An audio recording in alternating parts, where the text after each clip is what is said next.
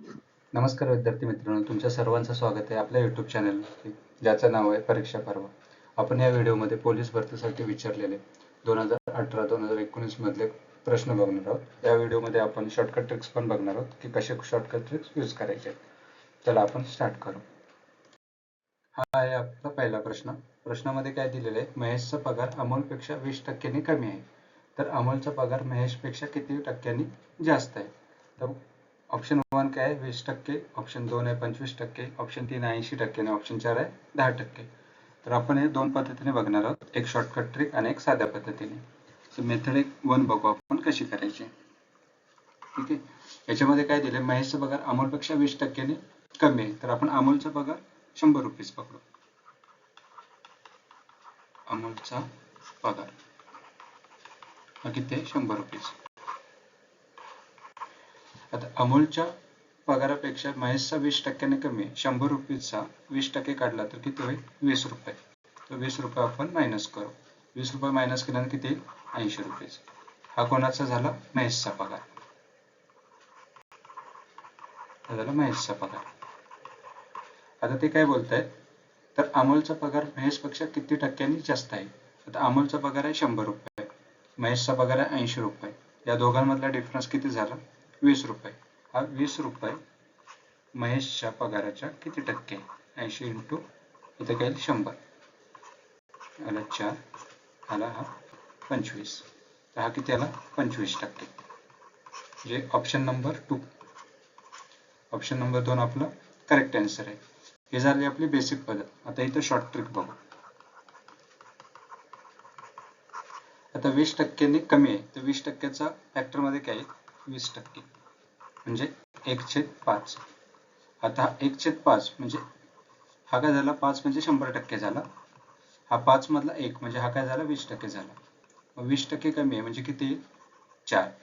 हा 4 जो आहे 4 युनिट हा आहे आपला महेशचा पगार.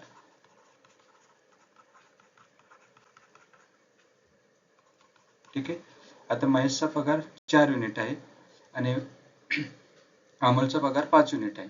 तर 1 युनिटचा डिफरन्स आहे. 1 unit divided by 4 unit into 100 हा झाला 25. म्हणजे किती आला 25%. म्हणजे ऑप्शन नंबर 2 आपलं करेक्ट आन्सर आहे. तर ही शॉर्ट ट्रिक पण तुम्ही यूज करून ह्याचा आन्सर काढू शकता डायरेक्ट, आणि हे बेसिक अमाऊंट पकडून सुद्धा आपण आन्सर काढू शकता. तर ऑप्शन नंबर 2 काय आपलं करेक्ट आन्सर आहे. हा आहे प्रश्न नंबर 2. प्रश्न नंबर 2 मध्ये काय दिलेलं आहे, 5 रेडिओची विक्री किंमत 6 रेडिओच्या खरेदी किमती इतकी आहे. तर व्यवहारात शेकडा नफा किंवा तोटा किती. तर आपण नफा कसा कॅल्क्युलेट करतो, नफा इज इक्वल टू नफा बरोबर विक्री किंमत वजा खरेदी किंमत. खरेदी किंमत छेद खरेदी किंमत. जर नफा पर्सेंटेजमध्ये काढायचं असेल टक्क्यामध्ये इंटू 100. आता आपल्याला विक्री किंमत आणि खरेदी किंमत मधलं काय दिलेलं आहे, गुणोत्तर दिलेले आहे. तर 5 रेडिओची विक्री किंमत बरोबर 6 रेडिओची खरेदी किंमत. तर विक्री किंमत आणि खरेदी किंमतीचं जर गुणोत्तर काढलं 6/5, तर एका रेडिओची किंमत 6 आहे असं समजू आपण, किंवा विक्री किंमत आणि खरेदी किंमतीचा 6 युनिट आणि 5 युनिट प्राइस भेटली, आपल्याला किंमत मिळाली. ठीक आहे, तर जर नफा पर्सेंटेज काढायचा झाला तर विक्री किंमत काय 6 मायनस खरेदी किंमत किती 5 छेद खरेदी किंमत 5 गुणिले 100. तर 6 वजा 5 किती 1/5 गुणिले 100 इक्वल टू काय झाला 20. तर 20% आपल्याला काय झालेलं आहे नफा झालेला आहे. तर ऑप्शन नंबर काय आहे 2 आपलं करेक्ट आन्सर आहे. तेच जर विक्री किंमत जर कमी असते, म्हणजे विक्री किंमत जर 5 असते आणि खरेदी किंमत जर 6 असते, तर आपल्याला इथे तोटा झाला असता 20% तोटा. पण आपल्या क्वेश्चन मध्ये काय झालेलं आपल्याला नफा झालेला आहे, तो पण 20%. ऑप्शन नंबर 2 काय आपलं करेक्ट आन्सर आहे. आहे आपला तिसरा प्रश्न. तिसऱ्या प्रश्नामध्ये काय दिलंय, 12 मजुरांना एक काम करण्यास 70 दिवस लागतात, तर 21 मजूर ते काम किती दिवसात पूर्ण करतील. हा जो प्रश्न आहे तो काम आणि वेळ ह्याच्यावरती आहे. तर आपण पहिला काय करू, टोटल जर काम काढायचं असेल आपल्याला एकूण काम, तर त्याचा फॉर्म्युला काय आहे, टोटल मजूर एकूण मजूर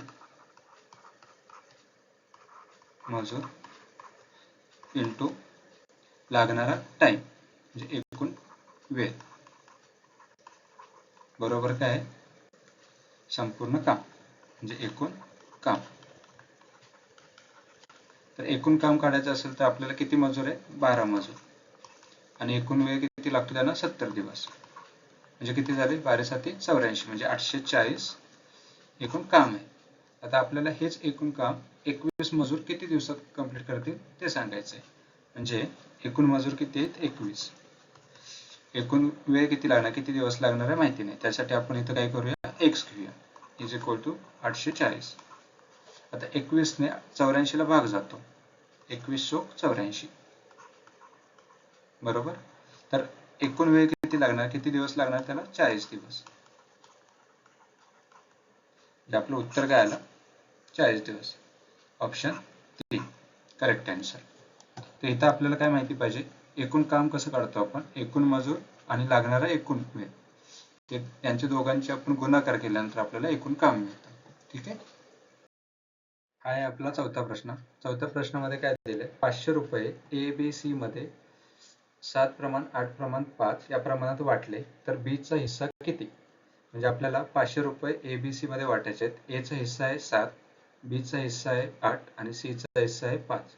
तर आपल्याला B चा हिस्सा किती असेल तो काढायचा आहे. ठीक आहे. तर आपल्याला या प्रश्नामध्ये जर टोटल हिस्सा काढला तर ABC A प्रमाण, B प्रमाण, C, A किती आहे 7x, B किती आहे 8x आणि C किती आहे 5x. जर टोटल जर काढली आपण यांची तर किती येते टोटल, 7 8 15 आणि 5 20 20x. पण टोटल किती आपली 5000 रुपये बरोबर. 20x इज इक्वल टू काय, 5000. 20x is equal 5000. 0 ला 0 कॅन्सल, 25 आणि 50 म्हणजे 250. म्हणजे x ची व्हॅल्यू काय आली, 250. आता आपल्याला काय सांगितलंय प्रश्नामध्ये, b चा हिस्सा, b चा हिस्सा किती आहे 8x. जर b बरोबर 8x आहे तर 8 गुणिले 250. आता 25 8 200. आपल्याला हे माहिती आहे, जर इन केस तुम्हाला जर हे माहिती नाही 25 8 200, 25 चा पाढा येत नसेल तर आपण ह्याला कसं लिहू शकतो, ह्याला डिवायडेड बाय 2 करा, छेदास 2, आणि ह्याला गुणिले 2 करा. म्हणजे ह्याने काय होईल, इथे 4 ने भाग जाईल आणि ह्याची काय होईल 500, म्हणजे 4 गुणिले 500. आता 5 चोक 20 म्हणजे किती आली, 2000 रुपये. म्हणजे B चा हिस्सा किती आहे, 2000. ऑप्शन नंबर 4 हे आपलं बरोबर उत्तर आहे, 2000 रुपये. आहे आपला पाचवा प्रश्न. पाचव्या प्रश्नामध्ये काय दिलेलं आहे आपल्याला, x व्हॅल्यू काढायची, x ची किंमत किती आहे ती काढायची. चला बघूया आपण. त्याला आधी आपण व्यवस्थित लिहून घेऊया. 17.28 डिवायडेड बाय x छेद 3.6 गुणिले 0.2 इज इक्वल टू 2. जर 3.6 गुणिले 0.2 केला तर 36 दोन्ही 72. म्हणजे हे जे दोन डेसिमल असतील ते काय होईल, दोन डाव्या बाजूला दोन साईडला येतील, म्हणजे काय होईल 0.72 बरोबर. तर आपण जर व्यवस्थित लिहून घेतला 17.28 divided by x divided by 0.72 is equal to 2. आता 0.72 ला जर 2 ने मल्टिप्लाय केला, आपण गुणाकार केला तर काय 1.44 म्हणजे 144. म्हणजे दोन डेसिमल आपण डाव्या बाजूला येणार, म्हणजेच काय ना 17.28 डिवायडेड बाय x केल्यानंतर 1.44. जर मला x ची व्हॅल्यू काढायची असेल तर मला 17.28 ला 1.44 ने काय करावं लागेल, डिवाइड करावं लागेल. जर ऑप्शन थ्रू गेलो मी, पहिला ऑप्शन काय 120, 120 ने जरी मी ह्याला केलं, 120 ने पण नाही, जर 100 ने जरी केला तर माझी व्हॅल्यू काय येते, जी किंमत येते 100 ती 144 येणार. म्हणजे 144 पेक्षा जास्त, पण माझी जो वरचा जो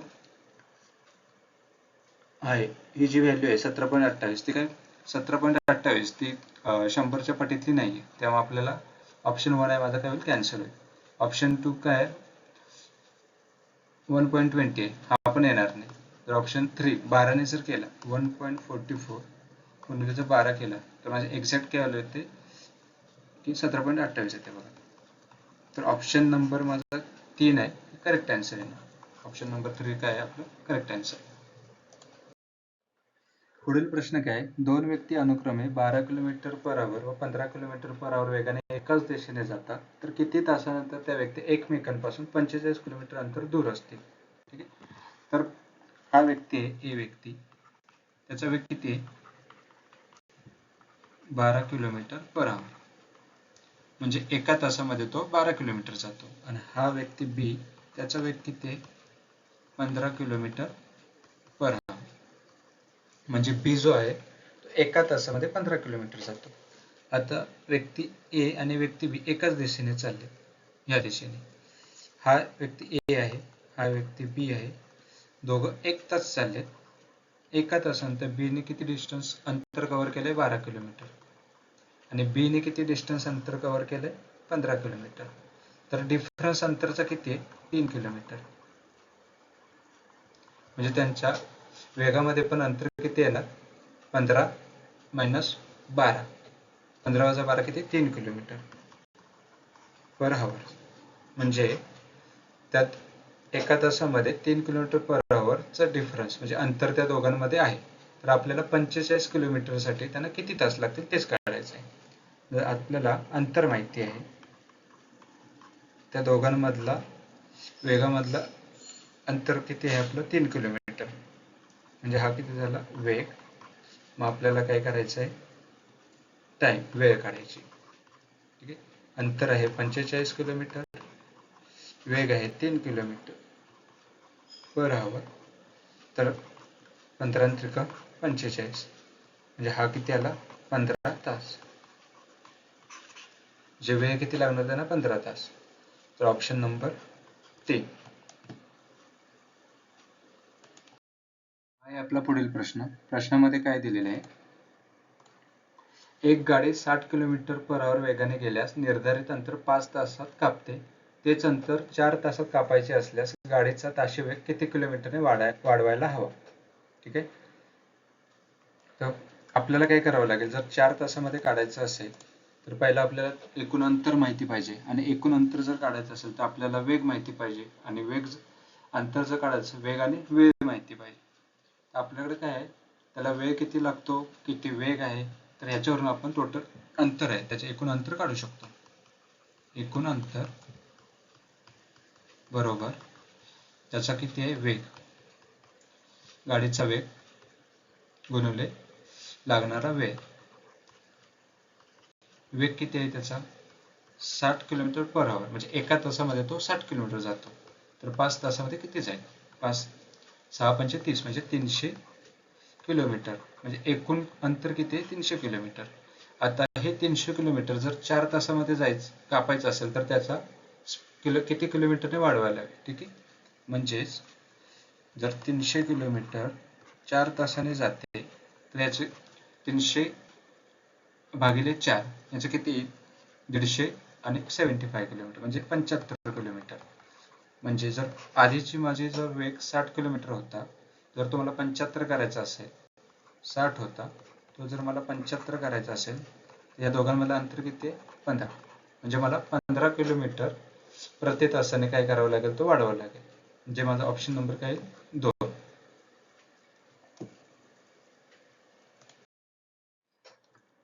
8व्या प्रश्नामध्ये काय दिलंय 5 संख्यांची सरासरी 17 आहे त्यापैकी पहिल्या 4 संख्यांची सरासरी 16 आहे तर 5वी संख्या कोणती. ठीक आहे. तर आपण सरासरी कसे कॅल्क्युलेट काढू शकतो ते बघू. सरासरी बरोबर एकूण संख्यांची बेरीज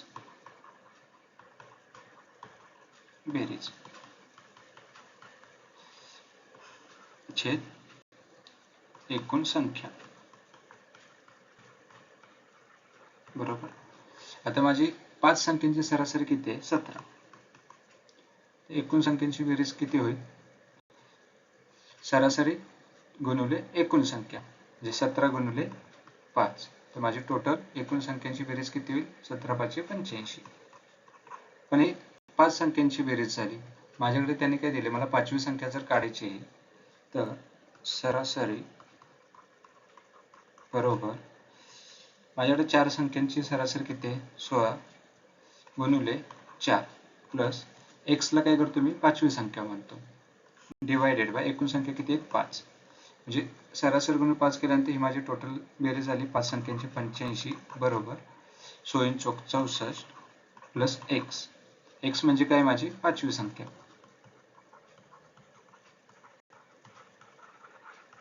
बरोबर. आता मी 85 मधून 64 वजा करणार आहे. 85 मायनस 64 बरोबर x. आता 85 मधून 60 गेले 20, 5 मधून 4 गेले 1 म्हणजे किती? 21. म्हणजे माझी पाचवी संख्या काय? 21 आहे. ऑप्शन 1 काय आपलं बरोबर उत्तर आहे. प्रश्न नंबर 9. एका चाकाची त्रिज्या 28 सेंटीमीटर आहे तर त्याचे 8.8 किलोमीटर अंतरात किती फेरे होतील? ठीक आहे. तर चाकाची त्रिज्या किती आहे? 28 सेंटीमीटर. त्रिज्यालाच आपण इंग्लिशमध्ये काय म्हणतो? रेडियस. त्रिज्या बरोबर किती आहे? 28 सेंटीमीटर. एकूण अंतर किती आहे? एकूण अंतर आहे 8.8 किलोमीटर. जर याला मीटरमध्ये करायचं म्हटलं तर याला काय करावं लागेल? 1000 मीटर म्हणजे 1 किलोमीटर. याला काय करावं लागेल? 1000 ने गुणाकार करावा लागेल म्हणजेच काय? 8800 मीटर. पण आपल्याला त्रिज्या कशामध्ये दिलेली आहे? सेंटीमीटर मध्ये दिली आहे. त्यामुळे आपल्याला एकूण अंतर पण काय करावं लागेल? सेंटीमीटर मध्ये काढावं लागेल. तर मीटरचं आपल्याला सेंटीमीटर मध्ये करायचं असेल तर याला आपल्याला गुणाकार 100 करावं लागेल. म्हणजे आपल्याला एकूण अंतर किती येईल? 88,00,00,00 हे काय झालं? सेंटीमीटर मध्ये. एकक, दशक, शतक, हजार, 10,000, लक्ष. ओके. हे झालं आपलं एकूण अंतर सेंटीमीटर मध्ये. चाकाचा जो परिघ आहे म्हणजे ही जी त्रिज्या 28 सेंटीमीटर आहे, चाकाचा परिघ काय असतो? 2πr. परिघ काय असतो? 2πr. 2 गुणिले 22 पायाची किंमत काय असते? 22 डिवायडेड बाय 7 गुणिले r म्हणजे काय? 28. जर मी 28 ला भाग दिला 7 ने तर हे येईल 4. 4 दुनी 8. 8 गुणिले 22. आता 22 गुणिले 8 मला येत नाही तर मी काय करेल? ह्याला गुणिले 2 करेल, ह्याला डिवायडेड बाय 2 करेल म्हणजे 16 गुणिले 11. आता 11चा मला शॉर्टकट माहिती आहे. ह्या ज्या दोन व्हॅल्यूज आहेत ते ॲज इट इज लिहायच्या आणि ह्यांची काय करायची? बेरीज करायची. 1 आणि 6 7 म्हणजे काय? 176 सेंटीमीटर. हा काय झाला? परिघ. म्हणजे हे जे आपलं चाक आहे त्याला जर मी एका लाईन मध्ये करायचं असेल तर हा फॉर्म्युला यूज करायचा 2πr. म्हणजे हे जे डिस्टन्स आहे एका लाईन मध्ये ते किती झालं? 176 सेंटीमीटर. ठीक आहे.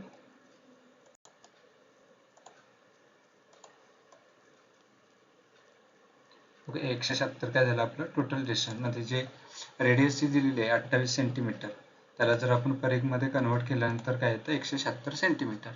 आता जी फेऱ्यांची संख्या जी काढायची, तर फेऱ्यांची संख्या काढायची असेल तर एकूण अंतर त्याला काय करावं लागेल? परिघने डिवाइड करावं लागेल. म्हणजेच काय? फेऱ्यांची संख्या बरोबर एकूण अंतर छेद काय? परिघ. एकूण अंतर किती आहे? 8,80,000. 8,80,000. 1 2 3 छेद परिघ किती आहे? 176. आता ह्याला मी डिवाइड करतो 2 ने. 7 आणि 1 8 14. ओके. 8 2 16 1 8 2 16 हे झाले 4 4 0 0 0 0. 11 चौक 44 हे काय झालं? 4 0 0 0 0 डिवायडेड बाय 11 8 88. 8 4 1 4 4 2 8 वेळ 10 म्हणजे हे किती येतं? 5000. म्हणजे एकूण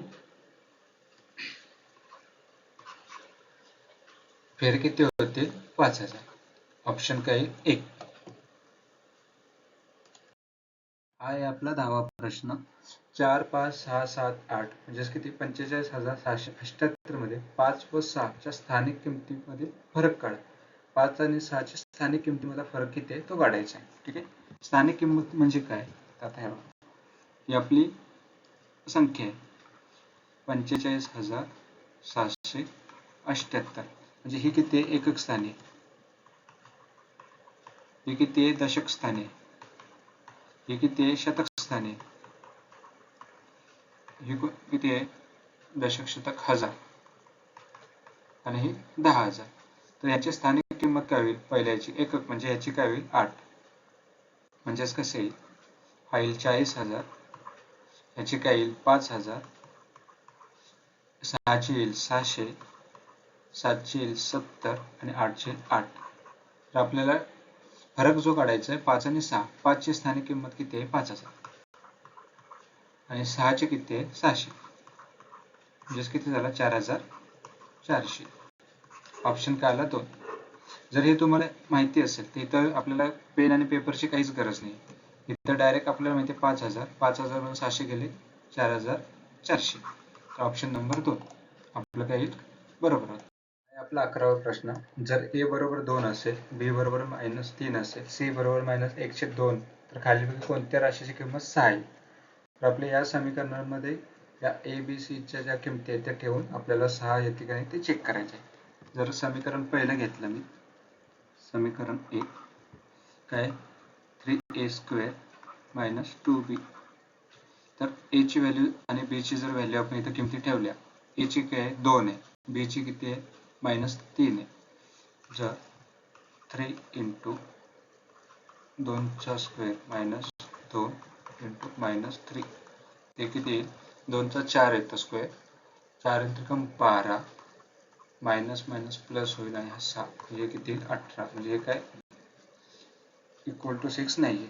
तर दुसऱ्या समीकरणामध्ये जर मी ठेवलं a + b + c, जर मी ठेवलं एक्झॅक्ट किती? 2 प्लस -3 प्लस -1/2 म्हणजे 1/2 म्हणजेच काय? 0.5 बरोबर.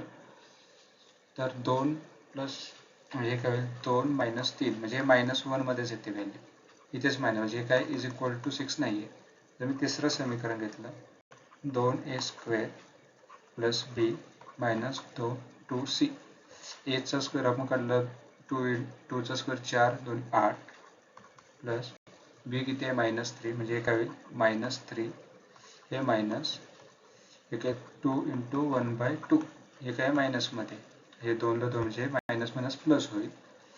8 - 3 + 1 हे 8 - 3 म्हणजे 8 - 3 किती? 5 प्लस 1 किती? 6. म्हणजे ऑप्शन नंबर काय आपला? तिसरा करेक्ट आहे. चौथ्या ऑप्शनकडे जायची आपल्याला गरजच नाही. म्हणजे पहिला दुसरा नाही आहे, चौथा पण आहे, ऑप्शन तिसरा आपलं करेक्ट आन्सर आहे. हा आहे आपला 12वा प्रश्न. खालीलपैकी सर्वात मोठी संख्या कोणती? ठीक आहे. तर पहिली संख्या काय? 13/21. 13/21 याला जर भाग दिला 130 म्हणजे 21 पाचोदर्शे 21 असे बरोबर. म्हणजे 0.21 130 × 127 किती? 4 शून्य राहिला. 21 आणि 42 म्हणजे 1 21 × 21 म्हणजे 40 × 21 गेले 9 म्हणजे 90.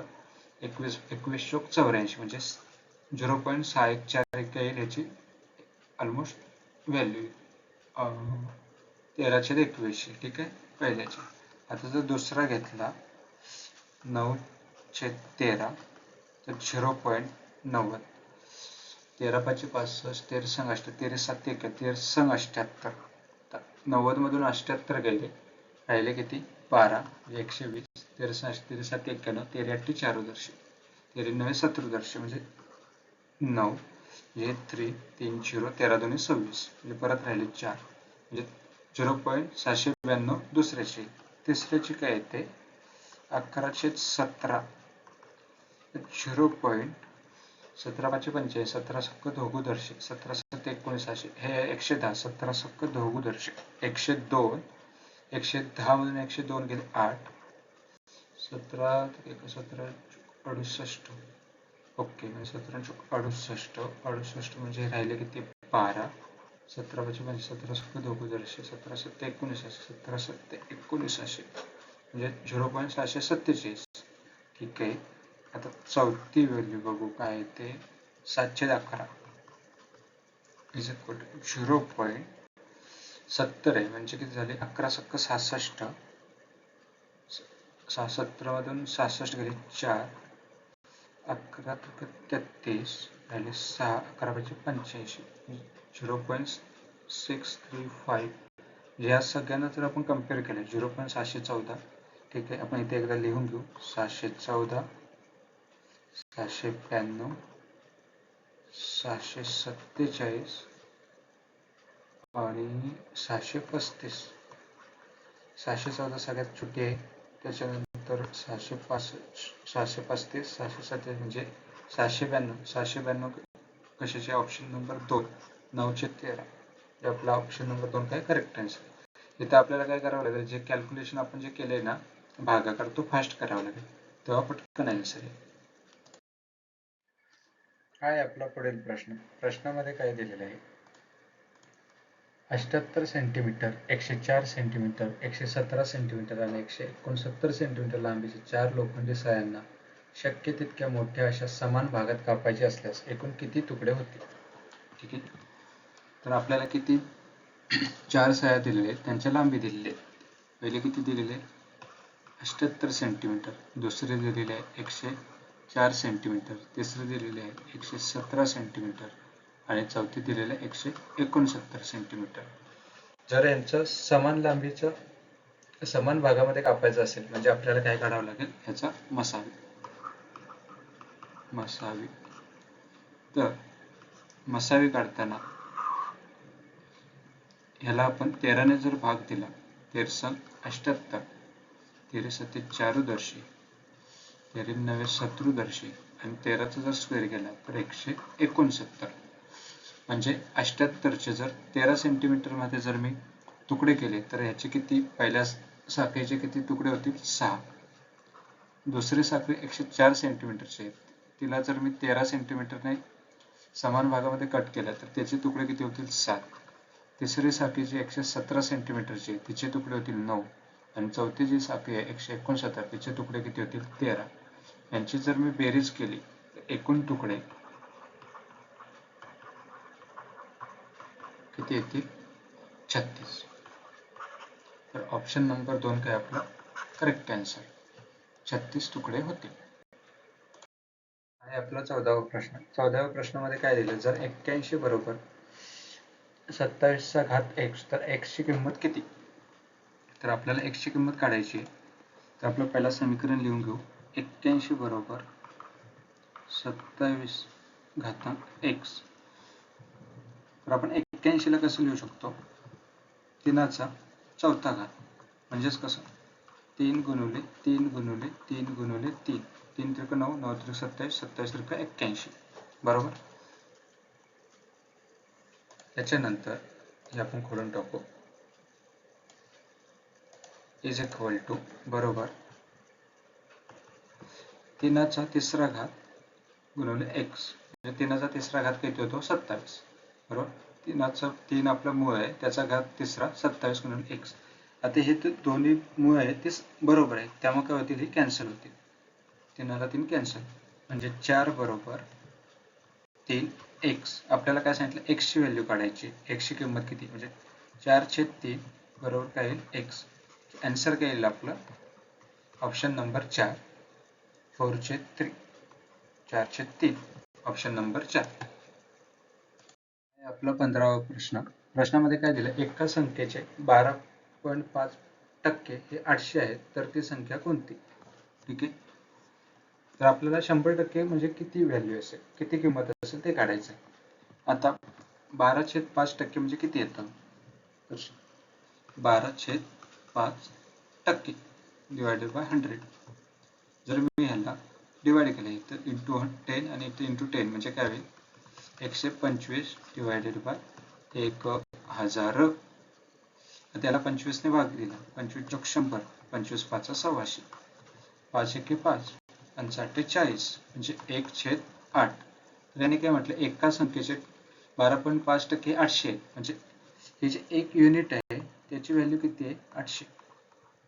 तर 100% म्हणजे 8 युनिटची व्हॅल्यू किती, गुणिले 800, म्हणजे किती, 8 8 64, 6400. बघा विद्यार्थी मित्रांनो, जर तुम्हाला 12.5% जर माहिती असेल 1/8, तर तुम्हाला पेन आणि पेपरची पण गरज नाही. एका युनिटची मला माहिती होती 800 आहे, तर 8 युनिटची किती, 8 8 64. तर ऑप्शन नंबर काय आपला, पर्याय नंबर 1, 6400 हे आपलं उत्तर. आपला पुढील प्रश्न, पुढील प्रश्नामध्ये काय दिलं, एका व्यक्तीचा पगार 57,850 आहे, त्याच्या पगारात 20% वाढ झाली, तर त्याचा नवीन पगार किती. तर विद्यार्थी मित्रांनो, आपण इथे ना दोन पद्धतीने करू शकतो. पर्याय 1, त्यामध्ये आपण 20% आधी काढू आणि नंतर मग एकूण पगारामध्ये आपण 20% ऍड करायचा. जर आपला पगार किती आहे, 57,850 गुणिले 20%, 0 0 कॅन्सल झाला, ह्या 0 0 कॅन्सल झाला, 5,785 ला 2 ने हे केला, हे 5,000, हे किती होतील, 10,000. 700 गुणिले 2 1400, 80 गुणिले 2 160, आणि 5 गुणिले 2 10, 70 5 1 1 11,570. जर 57,850 मध्ये मी जर 11,570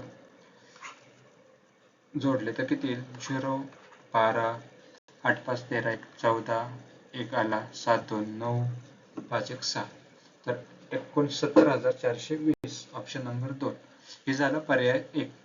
पर्याय 2 काय आहे, 20% ने वाढ झाली, म्हणजेच काय होईल, 100 वरती 20% ने वाढ म्हणजे काय झाली, 120. 120% आपल्याला काय करावं लागेल, ह्या एकूण पगाराचा, एका व्यक्तीचा जो पगार आहे त्याचा 120% काढावं लागेल. म्हणजेच काय करावं लागेल, 57,850 गुणिले 120%. 0 ला 0 कॅन्सल, 0 ला 0 कॅन्सल, 12 पंचे 60. आता मी काय करतोय, ह्याला सेपरेट करतोय बघा. ह्याला कन्सिडर काय करतोय, हे आहे आपलं 5,000, हे किती आहेत 700, हे किती आहेत 80, आणि हे किती आहेत 5. या सर्वांना मी काय करतोय 12 ने गुणाकार करतो. 12 पंचे 60, किती झाले 60,000, 12 7 84, म्हणजे 8,400, 12 8 96, म्हणजे हे काय झाले 960, आणि 12 पंचे 60, बरोबर. याला 0 2 1 9 ने 4 13 1 14, याला 1 9 6, 69,420. तर या आपण दोन्ही पद्धतीने काढू शकता, पर्याय 1 आणि पर्याय 2. तर ऑप्शन नंबर काय, पर्याय नंबर 2 आपलं काय करेक्ट आन्सर आहे. पुढील प्रश्न आहे, एक ट्रेन 90 km/h वेगाने एका खांबाला 10 सेकंदात ओलांडते, तर ट्रेनची लांबी काढा. ठीक आहे, प्रश्नामध्ये काय दिलंय, ट्रेनचा वेग दिलाय, स्पीड दिलाय, आणि 10 सेकंदात एका खांबाला ओलांडते. तर आपल्याला काय करावं, 10 सेकंदात एका खांबाला ओलांडते, तर हे आपलं कन्सेप्ट आहे, हा समजून घ्यावा लागेल. ठीक आहे, हा आपला एक पोल आहे. ठीक आहे, हा पोल आहे. ट्रेनने काय केलं, इथून स्टार्ट केली ट्रेन, स्पेसिफिक लेंथ आहे, समजा ही x आहे. ट्रेन इथे आली, अजून ट्रेनने काय केलेलं, या खांबाला ओलांडलेलं नाहीये, क्रॉस केलेलं नाही. ट्रेन आता निम्मी आली, अजून पण ट्रेनने काय केलेलं, क्रॉस केलेलं नाहीये. ही ट्रेन आहे, आता ट्रेनने काय केलं, ही ट्रेन पूर्ण क्रॉस झाली. म्हणजे ट्रेनने काय केलेलं आहे, ट्रेनची जी लेंथ आहे ती पूर्ण क्रॉस झाली. म्हणजे त्याने काय केलं, डिस्टन्स कव्हर केलं ट्रेनच्या लेंथ एवढं. किती सेकंड्समध्ये, 10 सेकंड्समध्ये. म्हणजे ट्रेनचं डिस्टन्स जर काढायचं असेल तर आपल्याला स्पीड पाहिजे आणि टाइम पाहिजे. तर आपल्याकडे स्पीड पण आहे, टाइम पण आहे, पण टाइम जो आहे तो सेकंड्समध्ये आहे, आणि ती आपली जी स्पीड आहे ती हॉर्समध्ये. आपल्याला स्पीडला पण काय करावं लागेल, मीटर पर सेकंडमध्ये कन्वर्ट करावं लागेल. ठीक आहे, तर 1 किलोमीटर बरोबर किती येतं, 1000 मीटर, 1000 मीटर. ठीक आहे, आणि 1 हवर म्हणजे 1 तास म्हणजे किती येतं, 3600 सेकंड्स, बरोबर. तर 90 किलोमीटर, किलोमीटरचं मीटरमध्ये करायचं झालं तर 1000 डिवायडेड बाय 3600. 2 शून्याला हे 2 शून्य केले, 9 चोक 36, तर 100 डिवायडेड बाय 4 म्हणजे काय आलं 25 मीटर पर सेकंड. हा काय झाला आता ट्रेनचा वेग झाला. ठीक आहे, 25 मीटर पर सेकंड ट्रेनचा वेग आहे, त्याला 10 सेकंड मध्ये तो पोलला क्रॉस करतो. म्हणजेच काय, ट्रेनची लांबी बरोबर वेग, ट्रेनचा वेग गुणिले लागणारा वेग. वेग किती आहे 25 गुणिले लागणारा वेग किती आहे 10, म्हणजे किती 25 गुणिले 10 250 मीटर. हे काय येईल आपलं उत्तर 250 मीटर. ऑप्शन काय आहे 2. ऑप्शन 2 काय आपलं करेक्ट आन्सर 250 मीटर. आपल्याला ह्या क्वेश्चन मध्ये हेच समजून घ्यायचं होतं, याच्या पोलला ओलांडतो म्हणजेच काय, तो जी ट्रेनची लेंथ आहे तीच एक्झॅक्ट लेंथ काय करतो पोलला ओलांडतो. जोपर्यंत ती ट्रेनची लेंथ क्रॉस करत नाही तोपर्यंत आपण ते डिस्टन्स पूर्ण क्रॉस केले असं समजू नाही शकत. ठीक आहे, तर उत्तर काय आहे ऑप्शन नंबर 2 250 मीटर. पुढील प्रश्न आहे 10 सेंटीमीटर त्रिज्या असलेल्या गोलापासून 2 सेंटीमीटर त्रिज्या असलेले किती गोल तयार होतील. ठीक आहे, तर इथं काय दिलेलं आहे गोलापासून, म्हणजे गोलाचं आपल्याला काय काढावं लागेल आकारमान काढावं लागेल. पहिला मोठ्या गोलाचं आकारमान आणि छोट्या गोलाचं आकारमान आणि मोठ्या गोलाच्या आकारमानाला छोट्या गोलाच्या आकारमानाने जर भागाकार दिला तर टोटल गोल येतील. ठीक आहे, हा काय आपला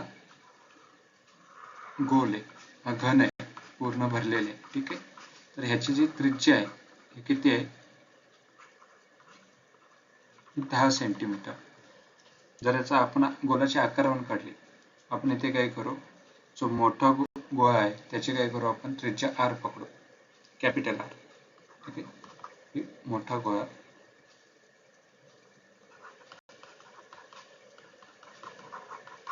याची जी त्रिज्या आहे कॅपिटल R आणि छोटा जो गोळा आहे त्याची जी त्रिज्या आहे स्मॉल r. जर गोलाचे आकारमान जर काढायचे असेल, गोलाचे आकारमान बरोबर 4/3 पाय गुणिले त्रिज्येचा क्यूब, कॅपिटल R चा क्यूब. आता टोटल जर किती गोल तयार होतील 2 सेंटीमीटर त्रिज्या असलेले, ठीक आहे, तर त्याचा जर 2 सेंटीमीटर त्रिज्या असलेल्या गोलाचे आकारमान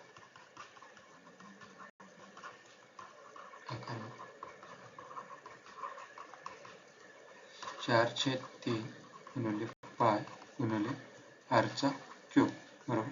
तर टोटल जर गोल काढायचे असतील, एकूण गोल म्हणजेच काय n इज इक्वल टू मोठ्या गोलाचे आकारमान छेद छोट्या गोलाचे आकारमान. आकारमान म्हणजेच काय व्हॉल्यूम. ठीक आहे, मोठ्या गोलाचे आकारमान काय 4/3 गुणिले पाय गुणिले रेडियस किती आपली त्रिज्या 10 चा क्यूब डिवायडेड बाय 4/3 गुणिले पाय गुणिले 2 चा क्यूब. हे 4/3 ला 4/3 गेला, पायला पाय गेला, 10 चा क्यूब येतो 1000 आणि 2 चा क्यूब येतो 8. आता 1000 ला 8 ने भाग दिल्यानंतर 8 1 8 उरले किती 4 2 8 2 16 उरले 4 8 5 40, म्हणजे किती होतील गोळे तर 125. एकूण गोळे किती 125. ऑप्शन नंबर 3 125 गोळे तयार होते. आहे आपला पुढील प्रश्न. प्रश्नामध्ये काय दिलेले आहे, ए आणि बी च्या पगाराचे गुणोत्तर 5:4 आहे व खर्चाचे गुणोत्तर 3:2 आहे. जर प्रत्येकाची 800 बचत असेल तर ए चा पगार किती. प्रत्येकाची 800 बचत म्हणजे काय, जे बचत आहे दोघांची सेम, तर ए चा पगार काढायचा आपल्याला. ओके, तर पहिला बचत आपण कशी करतो, पगारामधून खर्च मायनस केला आपण, वजाबाकी केली तर काय होते? बचत. आता ए आणि बी चा जो पगार आहे, पगारात किती आहे गुणोत्तर? 5/4 आहे, बरोबर. त्यांचा जो खर्च आहे, खर्चाचं गुणोत्तर किती? 3/2. या दोघांचा जर डिफरन्स काढला, याचा पण किती येतो? 2 आणि याचा पण किती येतो? 2. म्हणजे बचतचं जे गुणोत्तर आहे ते सेम आहे, बरोबर. तर 2 जे आहे, 2 युनिट, त्याचे किती दिले? प्रत्येकाचे 800, बरोबर. तर 2 युनिटची व्हॅल्यू जर 800 असेल, 1 युनिटची व्हॅल्यू किती आली? 400, करेक्ट. तर ए चा जो पगार आहे त्याचं गुणोत्तर किती आहे? 5. तर 5 गुणिले 400 केलं तर किती आहे? 2000. म्हणजे ए चा जो पगार आहे 2000 आहे. ऑप्शन नंबर ए, पर्याय नंबर 1, 2000 ए चा पगार आहे. आणि जर बी चा पगार काढायचा झाला, बी चं काय आहे गुणोत्तर? 5/4 म्हणजे 4 गुणिले 400 म्हणजे किती येईल? 1600. बी चा काय येईल? 1600 पगार आणि ए चा येईल 2000 पगार. हा आहे आपला पुढील प्रश्न. प्रश्नामध्ये काय दिलेले आहे? एका कामाला ए ला 24 दिवस लागतात, बी ला 48 दिवस लागतात आणि सी ला 16 दिवस लागतात. तर ए, बी व सी मिळून ते काम किती दिवसात करतील? ठीक आहे. तर ए ला किती दिवस लागतात? 24 दिवस लागतात. बी ला किती दिवस लागतात? 48 दिवस लागतात. आणि सी ला किती लागतात? 16 दिवस. एकूण काम आपण कसं काढू शकतो? या सर्वांच्या दिवसांचा लसावी काढला. आता या ए बी सी मध्ये ज्याची सर्वात जास्त व्हॅल्यू आहे 48, आता हे 48 24 ने पण भाग गेला पाहिजे, 16 ने भाग गेला पाहिजे. जर त्याला ह्या तिन्ही नंबर्सने भाग जात असेल तर तो आपला लसावी. तो 24 ने पण जातो, 2 24 गुणिले 2 48, 16 गुणिले 3 48, म्हणजे आपला लसावी काय आला? 48. म्हणजे एकूण काम किती आहे आपलं? 48. हे काय झालं आपलं एकूण काम. जर म्हणजे समजायचं झालं 48 विटा आहेत, 48 विटा उचलायला ए ला 24 दिवस लागतात, बी ला 48 दिवस लागतात आणि सी ला 16 दिवस लागतात. म्हणजे एका दिवसामध्ये तो किती विटा उचलतो? हा उचलतो 2 विटा. एका दिवसाचं काम, एका दिवसाचं काम. ए ला किती लागतात? एका दिवसामध्ये 2 विटा उचलतो. बी आहे हा फक्त एकच विट उचलतो आणि सी आहे तो 3 विटा उचलतो. हे काय करतात एका दिवसामध्ये? आता ते काय बोलतायत प्रश्नामध्ये, ए बी सी मिळून ते काम किती दिवसात? म्हणजे ए बी सी ला 48 विटा उचलायला किती दिवस लागतील? तर ए एका दिवसामध्ये 2, बी एका दिवसामध्ये 1 आणि सी 3 उचलतो. तर एका दिवसामध्ये एकूण किती झाली?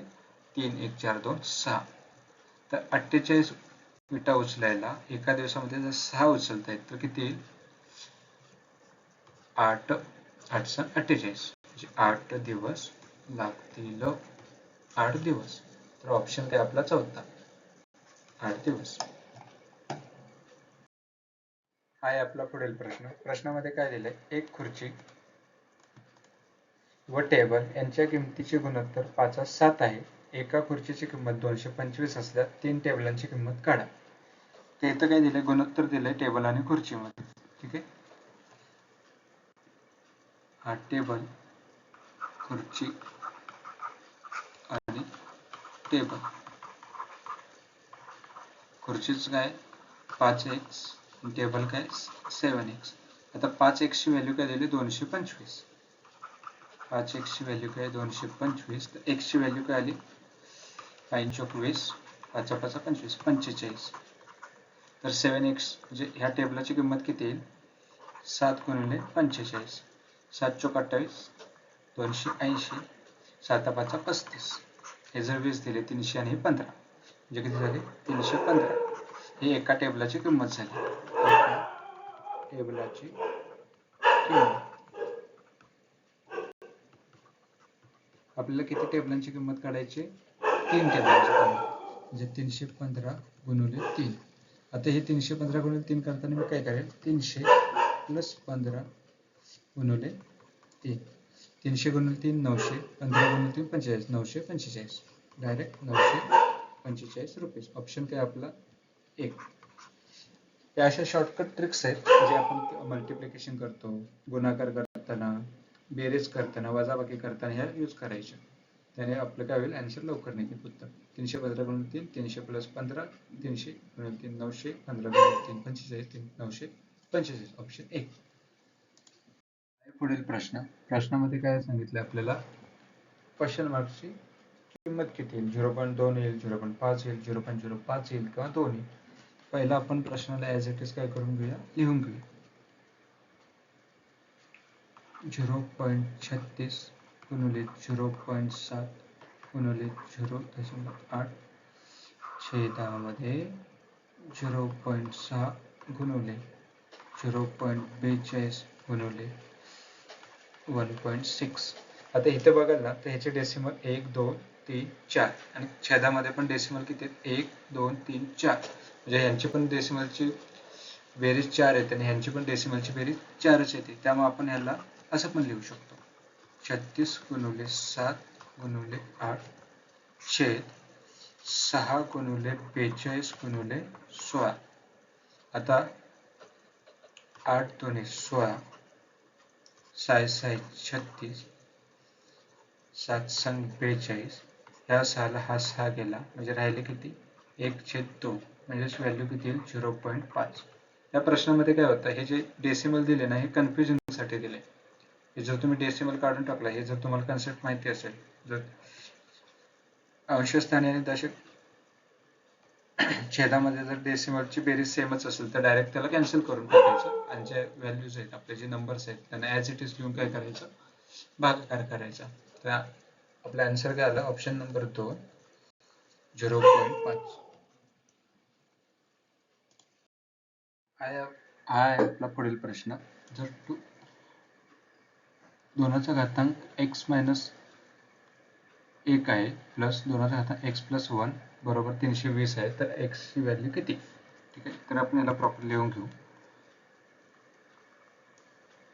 2x मायनस 1 प्लस 2चा घातांक x प्लस 1 बरोबर 320.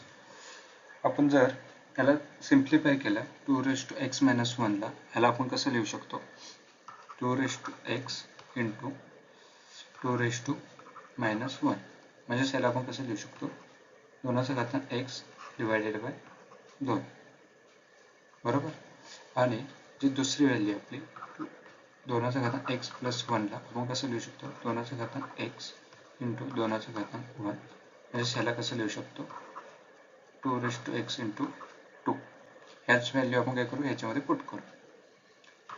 2x divided by 2 plus 2x into 2 is equal to 320. ह्याच्यामध्ये 2चा घातांक x आणि ह्या व्हॅल्यूमध्ये 2चा घातांक x काय कॉमन आहे, त्याला आपण काय घेऊ, कॉमन घेऊ. 2चा घातांक x into 1/2 plus 2 is equal to 320. हे जर आपण सिम्प्लिफाय केलं, 2चा घातांक x into 5 divided by 2 is equal to 320. जर हे इंटू आहे इकडे गेल्यानंतर काय होईल, डिवाइड होईल. म्हणजे 2चा घातांक x बरोबर 320 इंटू 2/5 बरोबर. 5 ने याला आपण काय करू शकतो, भाग देऊ शकतो. 5 30 5 20 64 गुणिले 2 128. 2चा भाग x. जर आपल्याला 128 काढायचा, आपल्याला हा जो घात आहे सेम पाहिजे, तर 2चा भाग x इज इक्वल टू, आपण ऑप्शन वाईज जाऊया. पहिलाच ऑप्शन घेतला तर 7 म्हणजे 2/7. 2चा घात 7 घेतला, 2 गुणिले 2 गुणिले 2 गुणिले 2 गुणिले 2 गुणिले 1 2 3 4 5 2 गुणिले 2 2 4 4 8 8 6 16 32 32 64 64 गुणिले 128 बरोबर. म्हणजे ऑप्शन आपला पहिलाच काय करेक्ट आहे. तर x ची किंमत काय येईल, 7. Option number 1. ओके. आपला पुढील प्रश्न. प्रश्नामध्ये काय दिले, खालीलपैकी कोणत्या संख्येस 9 ने भाग जाईल. तर तुम्हाला 9ची कसोटी माहिती आहे का, 9ची कसोटी काय आहे, ज्या संख्येची बेरीज केल्यानंतर त्या बेरजेला जर 9 ने भाग जात असेल तर ती संख्या 9 ने भाग जाते. तर आपण पहिला ऑप्शन घेतला, पहिल्या पर्यायामध्ये काय आहे 9 9 3 4 आणि 3. इथे बघितलं तर 4 असल्यामुळे काय होते 9 ने भाग जात नाही, यांची बेरीज केली 9 9 18 3 3 6 18 आणि 6 24 आणि 28. 28 ला 9 ने भाग जात नाही. ऑप्शन पर्याय 1 घेतला 9 प्लस 9 प्लस 3 प्लस 4 प्लस 3 3 3 6 4 10 ही झाली 10. 9 आणि 9 18, 10 आणि 18 झाली 28. 28 भागिले 9 नाही. ऑप्शन नंबर 1 आपला आन्सर नाही. 3 4 3 9 9. फक्त इथं काय केलंय, हे 9 इकडे टाकलेत, हे 3 4 3 इकडे घेतले, म्हणजे ही पण व्हॅल्यू येणार नाही. ही पण 9 9 4 3 2. आता इथे केलंय 9 9 4 3 2, 9,432. आता हे बघा 9 प्लस 9 बेरीज 4 प्लस 3 प्लस 2, 4 3 7 2 9 आणि 9 9 9 त्रिक 27, म्हणजे हे 27/9 म्हणजे 3. हे ऑप्शन काय आपला तिसरा करेक्ट आन्सर आहे. तर ह्या प्रश्नामध्ये ह्याची गरज नाही की तुम्हाला ॲज इट इज असेल लिहूनच केलं पाहिजे. इथं डायरेक्ट तुम्ही मनामध्ये पण करू शकता. 9 9 ला 9 जातो, 3 4 3 7 आणि 3 10, म्हणजे ते एक बाकी राहते. सेम दुसऱ्यामध्ये पण आहे, तिसऱ्यामध्ये बाकी आपली 0 येते, त्यामुळे ऑप्शन आपला तिसरा हा करेक्ट आन्सर आहे. पुढील प्रश्न आहे, नेहाचे वय 13 वर्षांपूर्वी 21 होते, तर किती वर्षांनी ती 45 वर्षांची होईल? ठीक आहे. तर नेहाचे आजचे वय आधी आपल्याला काढावं लागेल, नंतर मग आपण 45 वर्षानंतर किती होईल ते सांगू शकतो. ठीक आहे. तर आजचे वय, नेहाचे आजचे वय किती आहे? एक समजा 13 वर्षांपूर्वी, म्हणजे पाठीमागे गेलो आपण, -13 वर्षांपूर्वी किती 21 होते, तर आता किती येईल? 21 प्लस 13 किती झाले? 34. बरोबर. म्हणजे आजचे वय किती आहे नेहाचे? 34 वर्ष. आपल्याला ती 45 वर्षांची कधी होईल ते काढायचे. जर 45 वर्षांची होणार असेल ती, तर 45 मधून जर 34 गेले, राहिले किती? 11. म्हणजे तिला अजून 11 वर्ष लागतील, तेव्हा ती 45 वर्षांची होईल. म्हातारी बाई होईल ती 45 वर्षांची. म्हणजे तिला ऑप्शन नंबर 3 45 वर्षांची होण्यासाठी 11 वर्ष लागतील. हा आहे आपला पुढील प्रश्न. प्रश्नामध्ये काय दिलेलं आहे, एका दोरखंडाचे समान लांबीचे 11 तुकडे करावयाचे आहेत. त्यासाठी प्रथम त्यांची दोन्ही टोके एकमेकाशी जुळवून घेतली. तर मला हवे असले 11 तुकडे मिळवण्यासाठी दोरखंड किती ठिकाणी कापावा लागेल? ठीक आहे. प्रथम दर्शन जसं प्रश्नामध्ये दिलेलं आहे तसं आपण त्या दोरखंडाला 2 टोके आहेत एकमेकाशी जुळवून घेऊ. ठीक आहे. हा माझा काय आहे? दोरखंड आहे. असा माझा काय आहे? दोरखंड. ठीक आहे.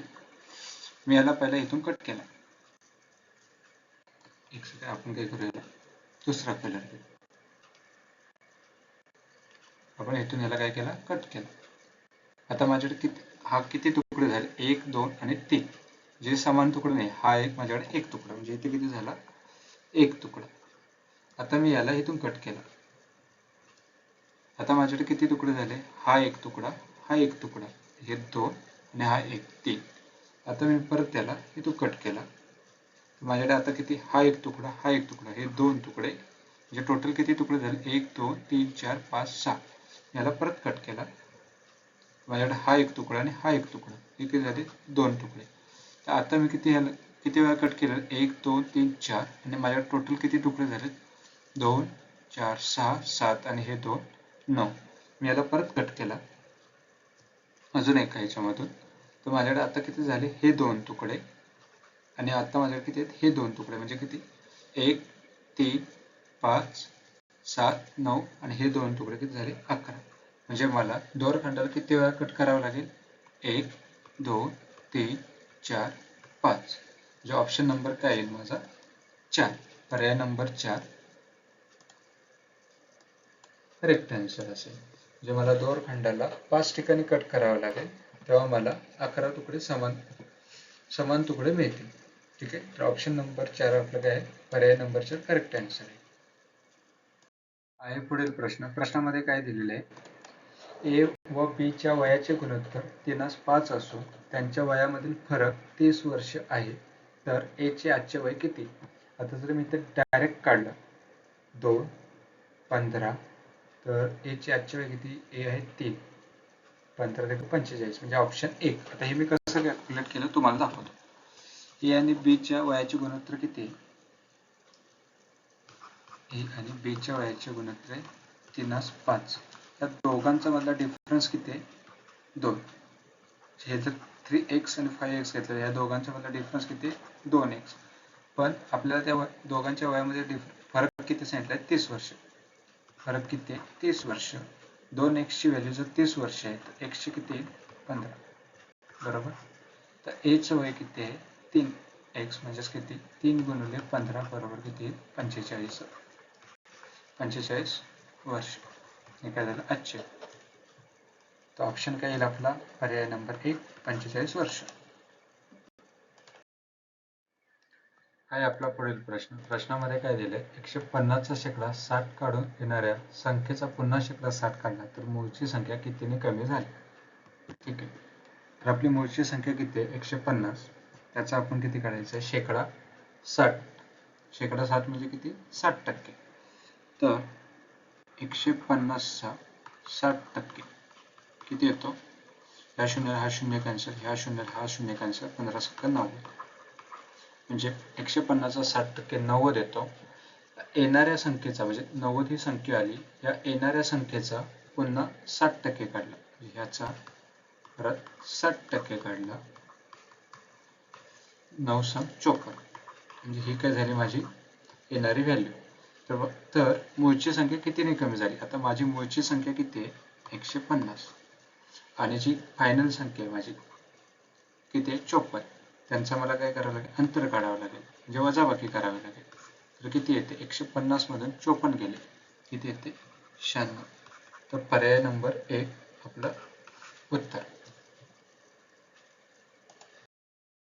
आपण या व्हिडिओमध्ये पोलीस भरतीचे प्रिव्हियस इयर क्वेश्चन्स बघितले.